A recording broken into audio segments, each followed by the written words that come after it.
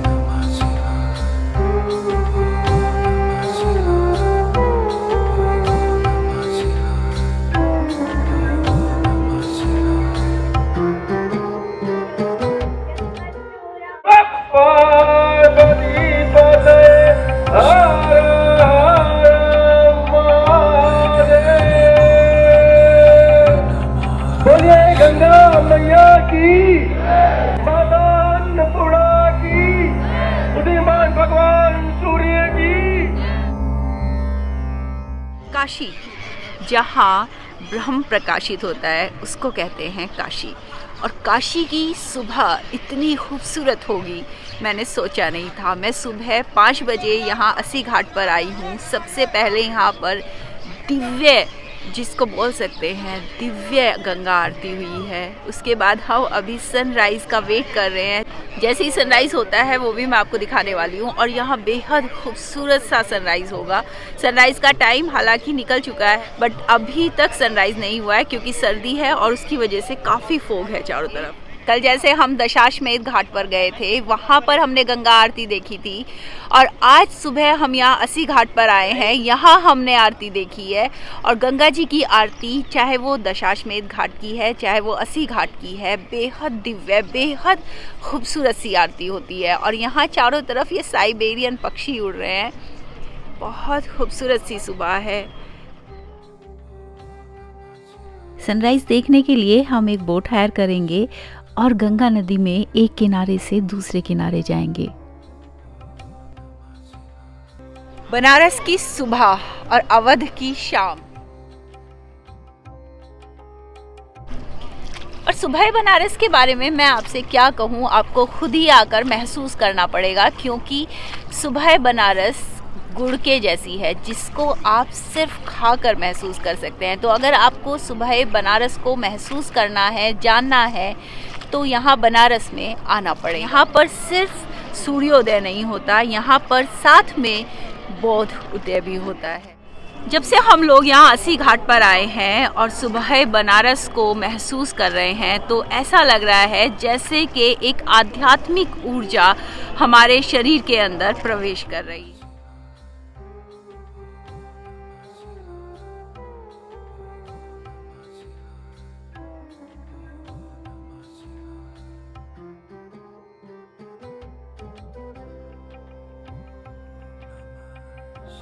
सुंदर है इधर गंगा जी।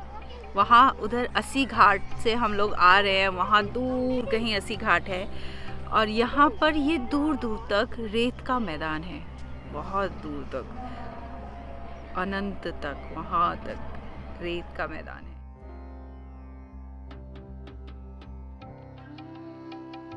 अभी हम लोग सन को चेज कर रहे हैं।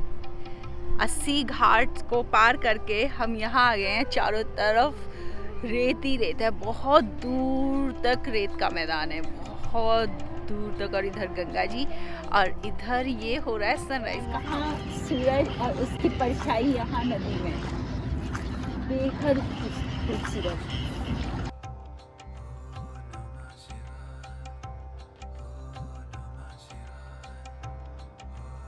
काशी में फेमस है यहाँ के घाट, विश्वनाथ मंदिर और साथ में यहाँ का खाना। तो हम लोग सुबह 5 बजे से घर से होटल से निकले हुए हैं और अब तक हमने कुछ नहीं खाया है। अभी हम सोच रहे हैं कि कहीं ऐसी जगह जाएंगे जहाँ पर हमें फेमस बनारसी नाश्ता मिल पाएगा। ऐसा कहते हैं कि बनारस में खाना नहीं होता, लंच डिनर जैसा कुछ नहीं होता, यहाँ होता है सिर्फ और सिर्फ नाश्ता। बनारस के लोग खाने पीने के बहुत शौकीन हैं और यहाँ का जो नाश्ता है वो बेहद उम्दा होता है। तो हम भी किसी ऐसे नाश्ते की तलाश में जा रहे हैं। मैंने सुना है कि यहाँ पर राम भंडार एक है, जो कचौड़ियाँ जहाँ पे मिलती हैं। तो हम सोच रहे हैं कि पहले हम राम भंडार की कचौड़ी खाने जाएंगे।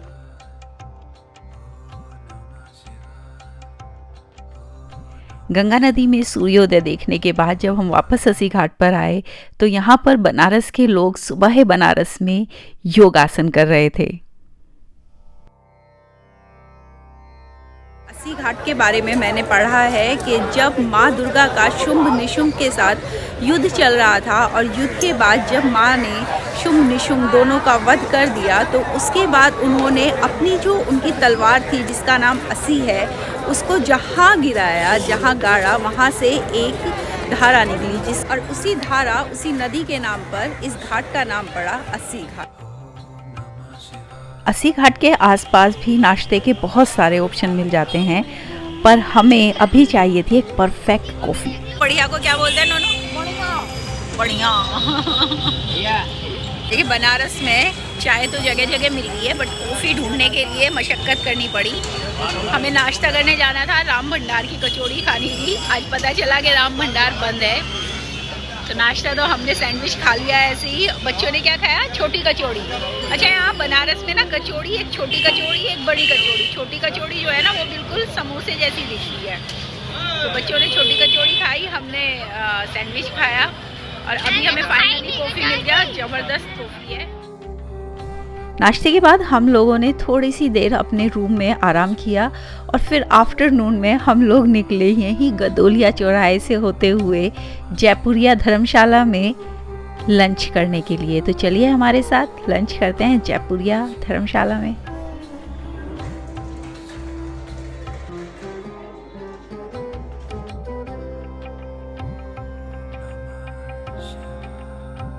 तो अभी हम आए हैं यहाँ जयपुरिया धर्मशाला में लंच करने के लिए। शुद्ध सात्विक भोजन अगर आप ढूंढ रहे हैं काशी में तो ये बेस्ट जगह है। और ये अगर लोकेशन की बात करते हैं तो गदोलिया चौक में जो 2 पहिया वाहन वाला पार्किंग है उसके जस्ट अपोजिट साइड में ये जयपुरिया धर्मशाला है। तो अभी खाना आ रहा है और टाइमिंग सबसे मेन चीज़ है यहाँ। टाइमिंग दोपहर में 12 बजे से 2 बजे के बीच आपको खाना मिलेगा, उसके बाद बिल्कुल नहीं मिलेगा। तो हम सबसे पहले आके बैठ गए, ठीक 12 बजे हम लोगों ने एंटर कर लिया था और अभी हमारा खाना आने वाला है। अच्छा, आप देख सकते हैं यहाँ सारा खाना लकड़ी के चूल्हे पर बनाया जाता है। क्योंकि चूल्हे पर खाना बनाया गया है इसलिए खाने का स्वादिष्ट होना स्वाभाविक है। वो देख लीजिए आप।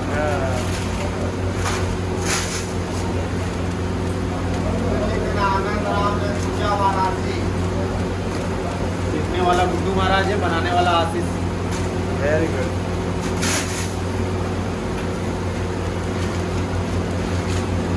तो पूरा खाना ये लकड़ी में बनता है जी। कितने सालों से अभी ये? 50 साल से ज़्यादा हो गया। 50 साल से ज़्यादा हो गया। 60 साल में इसका हम लोग समारोह दिवस मनाएंगे। आप लोग को इनवाइट करेंगे। Very good, very good.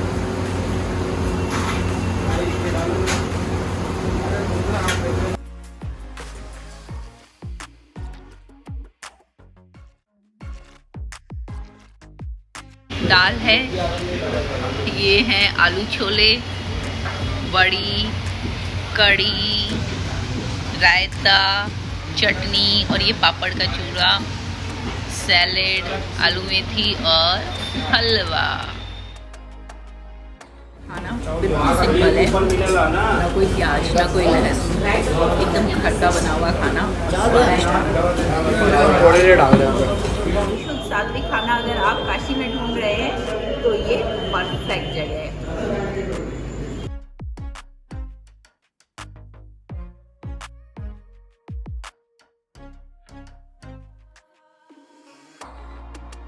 Lunch करने के बाद हम लोग आगे मणिकर्णिका घाट के लिए जा रहे हैं।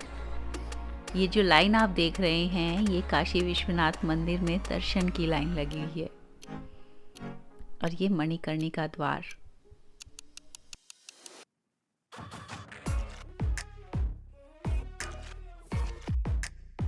तो अभी मणिकर्णिका घाट की तरफ जाते हुए यहाँ पर है ये फेमस ब्लू लस्सी वाला। मणिकर्णिका घाट जाते वक्त रास्ते में ये जो कचौरी वाली गली है यहीं पर है ये फेमस ब्लू लस्सी वाला। तो ऐसा कहते हैं कि अगर आप बनारस आए हैं तो ब्लू लस्सी की लस्सी ज़रूर पीजिएगा।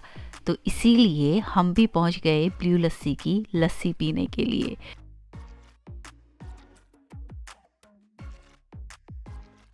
ब्लू लस्सी वाले की खासियत बताती हूँ। एक तो ये फ्रेश दही एकदम इस्तेमाल करते हैं, साथ में लस्सी बनाने के लिए फ्रेश फ्रूट्स इस्तेमाल करते हैं और इसीलिए इनकी दुकान इतनी ज़्यादा फेमस है। आप देख सकते हैं चारों तरफ इनकी जो शॉप थी उसमें लोगों ने अपने फ़ोटो के साथ मैसेज छोड़े हुए हैं। इतना बेहतरीन लस्सी है इनकी। हमने ये ड्राई फ्रूट लस्सी ऑर्डर की है और साथ में की है चॉकलेट लस्सी। चॉकलेट लस्सी एकदम उम्दा, पर इस ड्राई फ्रूट लस्सी की तो बात ही कुछ और है। एकदम फ्रेश दही, ड्राई फ्रूट्स ढेर सारे और साथ में केसर का टेस्ट। मतलब अमेजिंग लस्सी। ऐसी लस्सी शायद ही आपने ज़िंदगी में कभी खाई हो और जिस तरह से हम खा रहे हैं उससे आप देख सकते हो कि हमें ये लस्सी कितनी पसंद आई।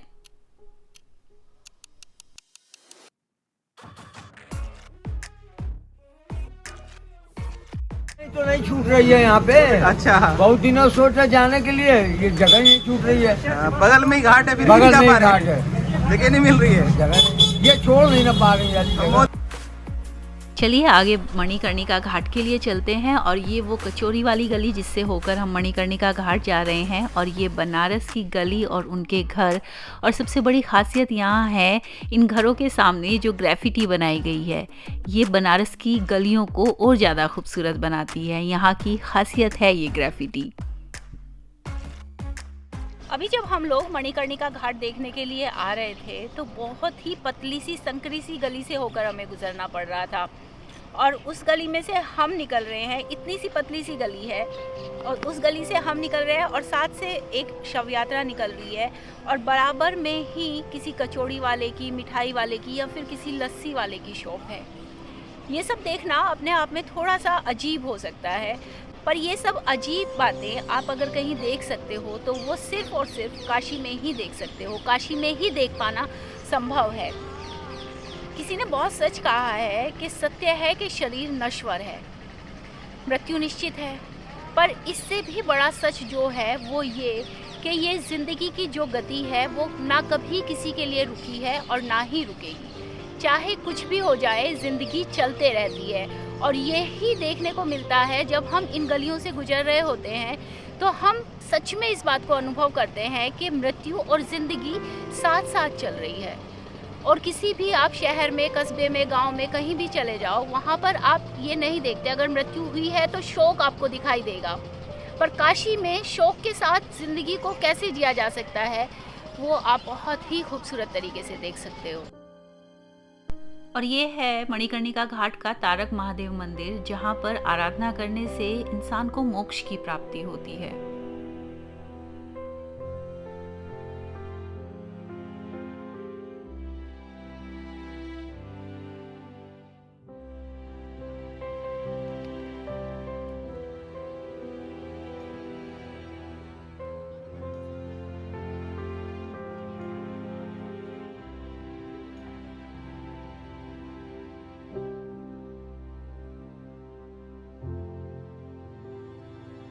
वैसे तो काशी अपने आप में अजूबों से भरा हुआ है, पर ये जो मंदिर आप देख रहे हैं इसका नाम है रत्नेश्वर महादेव मंदिर। और इस मंदिर की खासियत क्या है? इस मंदिर की खासियत ये है कि ये मंदिर श्रापित मंदिर है। यहाँ कोई मंदिर भी श्रापित हो सकता है। इस मंदिर में महादेव की शिवलिंग है, पर उसके बावजूद भी वहाँ कोई पूजा नहीं होती, कोई दिया नहीं जलाया जाता और उसका कारण है इसको दिया गया श्राप। 1680 में जब अहिल्याबाई काशी का जीर्णोद्धार करा रही थी, उसी टाइम पर उनकी एक दासी ने उन्हीं से धन लेकर इस मंदिर का निर्माण कराया था और उसके बाद नाम अपना दे दिया था। इससे ही रुष्ट होकर महारानी अहिल्याबाई ने उसको श्राप दिया था कि इस मंदिर में आज के बाद कभी पूजा नहीं होगी। और इस मंदिर की एक और खासियत अगर हम देखें तो वो ये कि ये मंदिर 6 महीने पानी में डूबा रहता है। 6 महीने पानी में डूबा रहता है और 6 महीने बाहर रहता है, पर इसमें कभी कोई पूजा नहीं हुई। ऐसा कहा जाता है अगर कोई इसमें पूजा करने की कोशिश करता है तो उसके घर में अनिष्ट होता है। तो अभी सबसे पहले तो हमने मणिकर्णिका घाट देखा, आगे फिर हम आए सिंधिया घाट पर, और सिंधिया घाट से आगे है ये संकटा घाट, संकटा, और उससे आगे है गंगा महल घाट। चारों तरफ गंगा जी बेहद शांत और सुकून के साथ बह रही है, बोटिंग हो रही है, चहल पहल है। इतना लाइवली सिटी शायद ही मैंने कभी ज़िंदगी में देखा था, जितना लाइवली मैं बनारस को महसूस कर रही हूँ। घूमते घूमते यहाँ हम आ गए हैं भोसले घाट पर। गीता वेद पुराण बखानी, तब की सरिता जग कल्याणी। 1780 में जब जीर्णोद्धार हो रहा था काशी का, उसी टाइम पर नागपुर के जो भोसला नरेश थे उन्होंने इसका निर्माण कराया था। इससे पहले इस घाट का नाम था नागेश्वर घाट, और जब भोसला नरेश ने इस घाट को, इस महल को बनवाया, तभी से इस जगह का नाम हो गया था भोसले घाट। तो हर इतने सारे 84 घाट हैं काशी में, और हर एक घाट की अपनी एक कहानी है, हर एक घाट की अपनी अलग खूबसूरती है। गुलेरिया कोठी अग्निश्वर घाट पर, और अग्निश्वर घाट से आगे है ये गणेश घाट।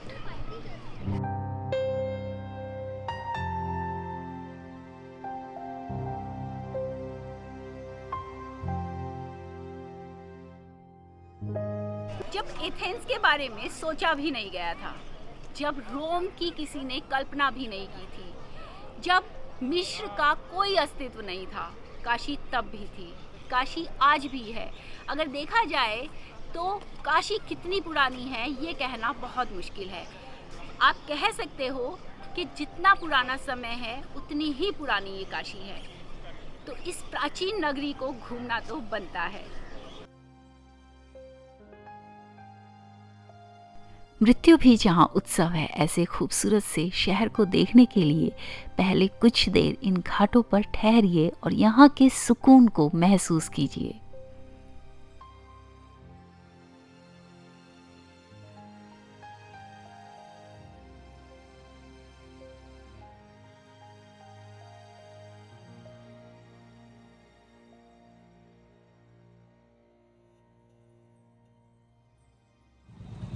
यहाँ काशी में जितनी आसानी से आपको पत्तलों पे चाट और कचौड़ी मिलती है, उतने ही इजीली आपको यहाँ डोसे भी मिल जाते हैं। जगह जगह south Indian food store easily आपको यहाँ पे मिल जाएंगे।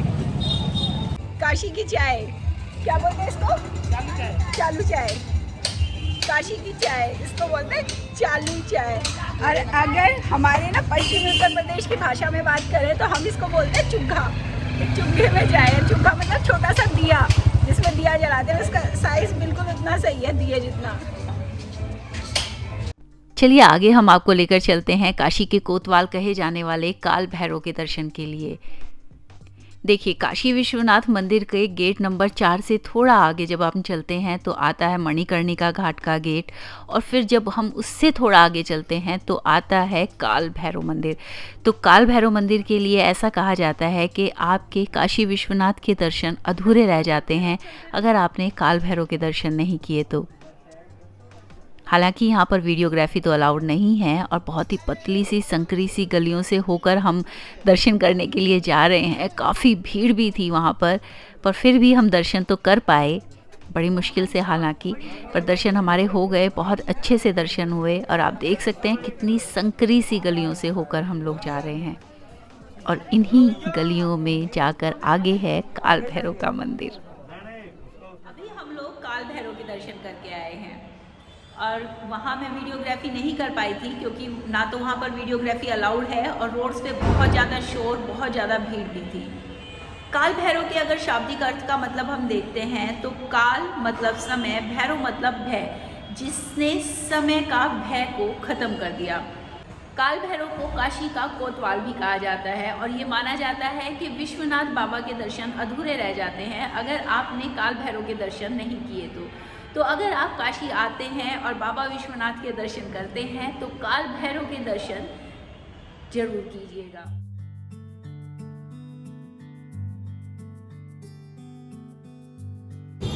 आराध्य भाई खा रहे हैं समोसा मोमोज, समोसे की फीलिंग वाले मोमोज।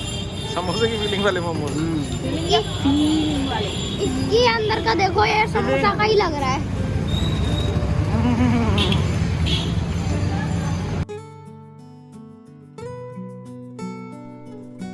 चलिए अब आपको लेकर चलते हैं बाबा ठंडाई पिलाने के लिए। अगर काशी आए तो ठंडाई तो पीना पड़ेगा। और यहीं पर काशी विश्वनाथ मंदिर के पास में ही है ये फेमस बाबा ठंडाई वाला। और ये ठंडाई के साथ भांग भी मिलाकर देते हैं। अगर किसी को भांग वाला पीना होता है तो वो भी ऑप्शन इनके पास अवेलेबल रहता है। क्या क्या डलता है इसमें? तो दूध है, बादाम है, पिस्ता, केसर, इलायची। अच्छा। टोटल ड्राई फ्रूट है। टोटल ड्राई फ्रूट है। कितने साल पुरानी दुकान आपकी? 70 साल। 70 साल है।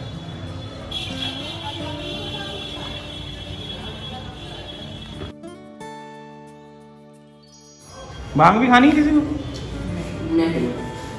नहीं तो इतना जल्दी गाड़ी से उसे पिलाया जाएगा भांग सबसे पहले। टेस्टी है। नहीं, मैंने लास्ट में बोला। दूध है उसमें और बहुत ढेर सारे ड्राई फ्रूट्स हैं और केसर। तो दूध लिया ऑलमोस्ट। मिलाइए। एक नंबर, बहुत बढ़िया है।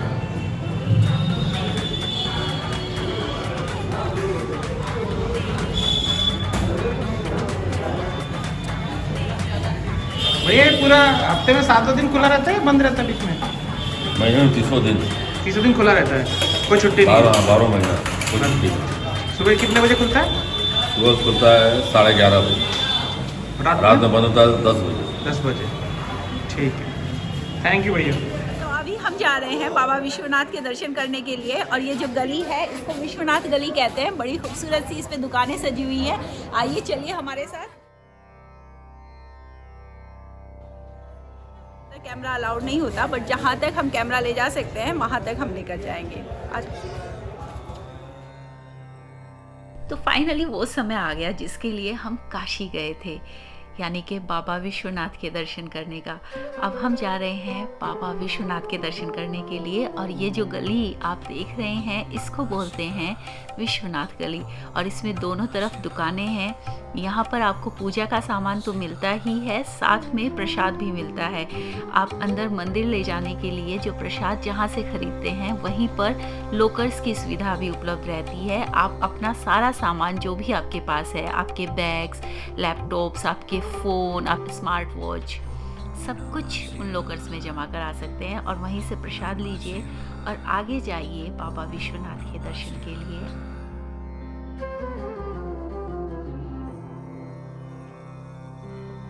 दर्शन हो गए, बड़े सुंदर दर्शन हुए।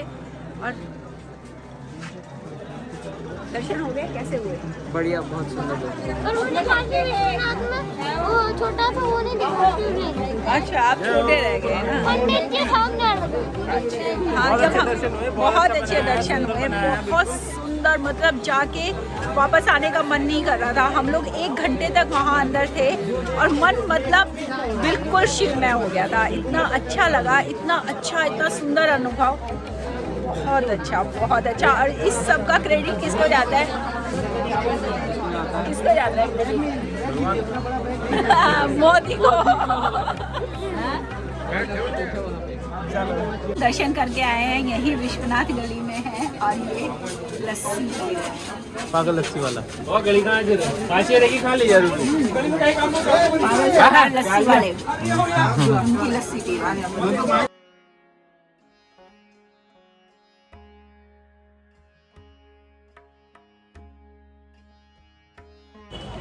भीड़ पूरी काशी में भक्तों की गंगा बह रही है। ऐसा कह रहे हैं लोग कि 2 नवंबर से डेली यहाँ पे 1 लाख से ज़्यादा आदमी दर्शन करने आ रहे हैं। जब से यहाँ काशी विश्वनाथ का इनॉग्रेशन हुआ है तब से डेली 1 लाख से ज़्यादा आदमी आ रहा है। और भीड़ देखो, अब ठीक है। पर इतनी भीड़ में भी मतलब शहर बहुत देखे, काशी जैसा बनारस जैसा शहर नहीं देखा आज तक जिंदगी में। इतनी भीड़ के बाद भी यहाँ इतना आनंद, इतना मजा, कहने सुनने से परे वाला। बहुत सुंदर। हम सुबह से आज 20 किलोमीटर पैदल चल चुके हैं। और ये नोनू भाई, ये कैमरा में आना है। ये अच्छा ठीक है। नोनू कैमरा में आ गया। कुछ कहना चाहते हो नोनू? नहीं, कुछ तो कहो। कैमरा में क्यों आना था? ऐसे सच में बहुत सुंदर काशी।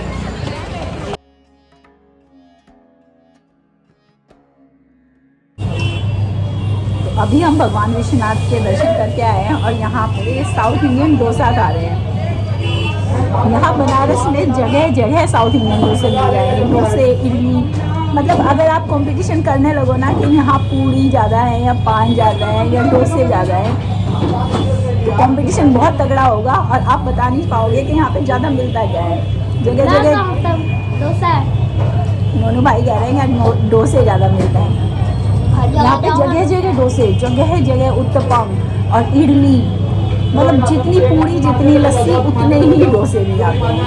लस्सी भी ज़्यादा है पर डोसे ज़्यादा। तो बढ़िया ऑथेंटिक साउथ इंडियन खाना मिल रहा है बनारस में। यहाँ बनारस में क्या है, आपको भोजनालय बहुत कम मिलेंगे। हर जगह दुकान जो होंगी वहाँ पे लिखा रहेगा जलपान गृह।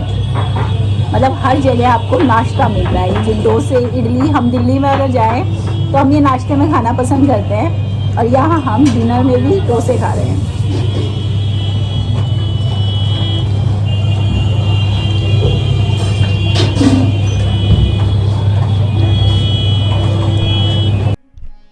और हर खाने के बाद पंक्चुएशन में खाया जाता है पान। जैसे हर सेंटेंस के बाद पंक्चुएशन लगता है, वैसे ही हर खाने के बाद बनारस में पान खाना बनता है। चर्च है, क्या बोलते हैं इसको, गिरजाघर, इसी के पास हमारा होटल है।